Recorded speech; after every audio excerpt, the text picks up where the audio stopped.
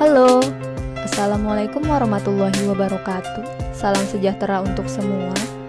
Kali ini kita akan membahas materi Bahasa Indonesia di kelas 12. Sebelum masuk ke materi, kita awali dengan berdoa terlebih dahulu ya.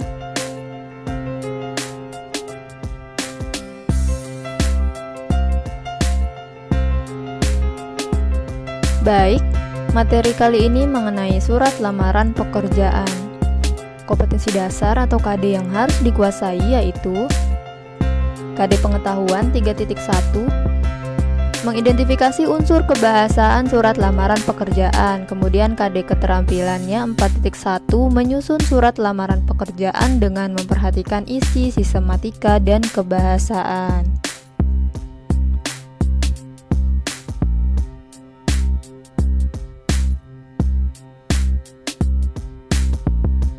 Mengidentifikasi unsur kebahasaan surat lamaran pekerjaan. Berarti kita harus tahu terlebih dahulu apa saja unsur-unsur kebahasaan yang terdapat pada surat lamaran pekerjaan. Yang pertama ada kata sapaan. Kata sapaan yang biasa dipakai dalam surat lamaran yaitu kata kekerabatan. Contohnya bapak atau ibu. Kemudian kalimat efektif merupakan kalimat yang ditulis secara singkat, padat, jelas, dan dapat dipahami dengan tepat oleh pembaca. Kemudian ada kalimat perintah, di sini berupa harapan ya. Contohnya seperti di sini. Kemudian ada kalimat yang sopan. Jadi kalimatnya mengandung ucapan terima kasih dan sebagainya. Kemudian kalimat persuasif. Dalam surat lamaran pekerjaan berarti kalimatnya bersifat mempengaruhi pihak perusahaan atau instansi. Dapat berisi kelebihan-kelebihan atau kualifikasi kita. Contohnya seperti yang ada di sini ya.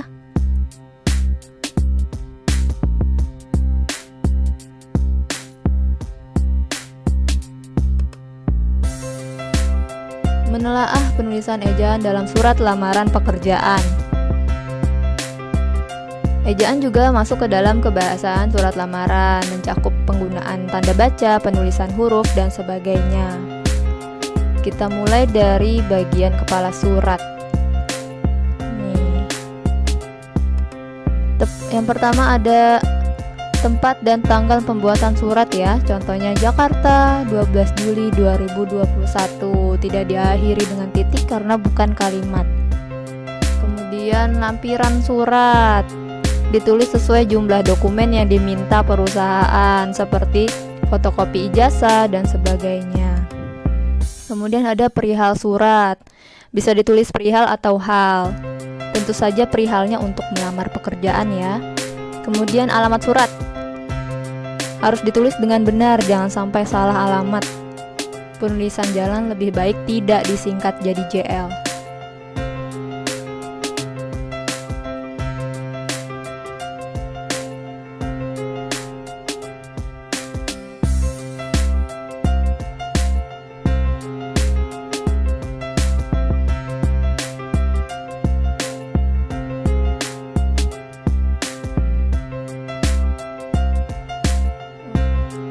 Selanjutnya bagian badan surat, ada salam pembuka ya,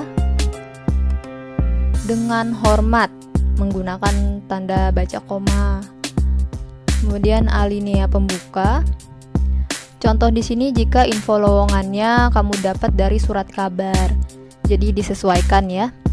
Kemudian identitas pelamar. Tidak menggunakan huruf kapital karena merupakan lanjutan dari kalimat sebelumnya.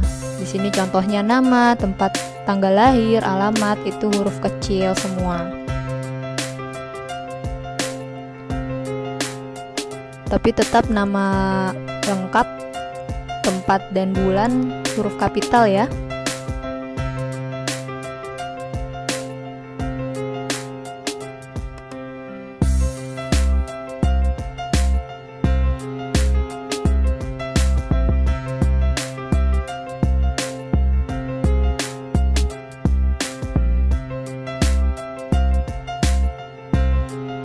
Bagian terakhir yaitu kaki surat. Pada bagian ini terdapat penutup surat. Contohnya, atas perhatian Bapak Ibu, saya ucapkan terima kasih.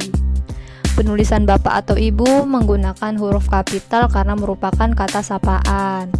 Kemudian menggunakan tanda koma ya. Karena di sini anak kalimatnya mendahului induk kalimat.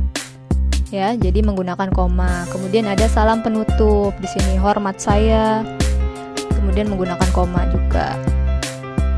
Dan terakhir tanda tangan dan nama pelamar. Seperti ini ya, namanya harus sesuai dengan yang ada di identitas pelamar.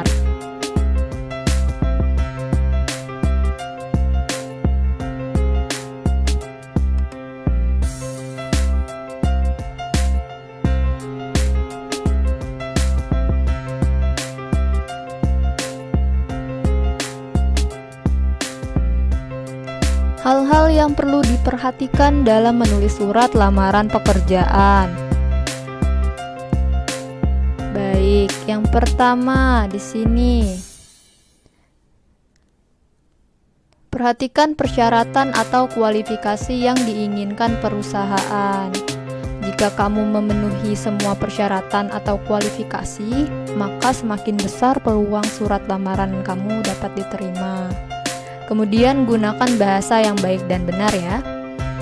Yang ketiga, gunakan ejaan sesuai dengan kaidah yang berlaku. Keempat, tulis nama dan alamat perusahaan dengan benar.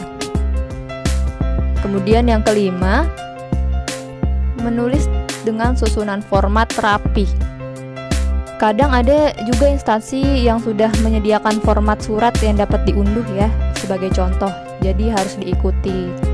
Kemudian yang keenam, melengkapi data sesuai dengan keperluan. Yang ketujuh, melampirkan surat pendukung seperti sertifikat keahlian atau pengalaman kerja. Tapi akan lebih baik jika sertifikatnya berhubungan dengan jabatan yang dilamar ya. Baik, itu tadi pembahasan terakhir tentang surat lamaran pekerjaan. Semoga bermanfaat. Tetap semangat dalam belajar dan selalu jaga kesehatan.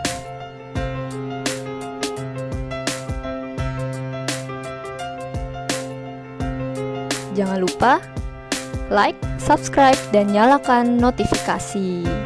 Share juga ke teman-teman yang lain ya. Sampai jumpa di video pembelajaran selanjutnya. Wassalamualaikum warahmatullahi wabarakatuh.